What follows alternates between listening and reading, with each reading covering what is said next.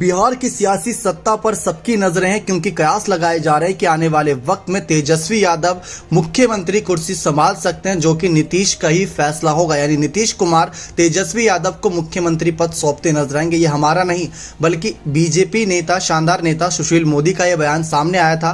कुछ महीनों पहले उन्होंने बात साफ कही थी, जिस तरीके से बीजेपी का साथ छोड़ते हुए तेजस्वी का साथ दिया था और मुख्यमंत्री पद की शपथ नीतीश ने ली और डिप्टी सीएम पद की शपथ तेजस्वी यादव ने ली। तो सवाल वहां पर बहुत बड़ा था। लेकिन इन सब के बाद जब अभी हाल ही में विधानसभा सत्र होता नजर आया था तो तेजस्वी यादव ने एक बयान ये दिया था कि उनको ना ही मुख्यमंत्री बनना है, ना ही नीतीश को प्रधानमंत्री बनना है। लेकिन जिस तरीके से चाचा भतीजे की जोड़ी काम करती नजर आ रही है, उनको मुख्यमंत्री और प्रधानमंत्री पद का दावेदार तो बना रही है, क्योंकि नीतीश कुमार लगातार जितने भी विपक्षी पार्टियां हैं उनको बीजेपी के खिलाफ एकजुट कर रही है। और साथ ही साथ तेजस्वी यादव MY फैक्टर से हटकर अब लगातार तमाम और अन्य जातियों पर भी फोकस कर रहे हैं, क्योंकि वो हर किसी को A to Z समीकरण अपने साथ लेकर चलना चाहते हैं। यह हाल ही के बयान में उन्होंने साफ कहा। और उन्होंने एक ऐसा बयान दिया था जो बहुत चर्चाओं का विषय है।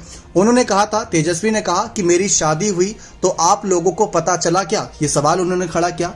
उसी तरह जब मैं सीएम बनूंगा तो किसी को नहीं पता चलेगा, जब बनना होगा तब बन जाऊंगा सीएम। ये बात उन्होंने साफ कर दी थी विधानसभा सत्र के खत्म होने के बाद। उनके इस बयान से काफी बातें साफ हो गई थी कि नीतीश कुमार को अब उन्हें आगे करना होगा और आने वाले समय में बिहार की कमान उनके हाथों में सौंपनी होगी। उनके मुख्यमंत्री बनने वाली बातों को लेकर जेडीयू पहले से ही गुटों में बटी नजर आई थी। उधर उपेंद्र कुशवाहा ने जेडीयू से नाता तोड़ लिया था और पार्टी के सभी पदों से इस्तीफा दे दिया।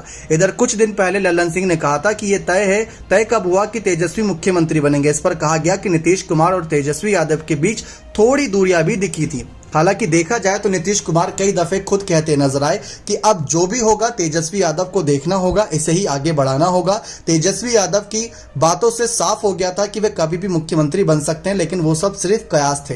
लेकिन इन सब के बीच आपको एक और जानकारी दे दे, ये भी बातें निकलकर सामने आई थी कि अगर तेजस्वी यादव पर बीच में CBI ED की छापेमारी को लेकर खबरें सामने नहीं आती तो शायद साल की शुरुआत में इनको मुख्यमंत्री पद सौंप दिया जाता।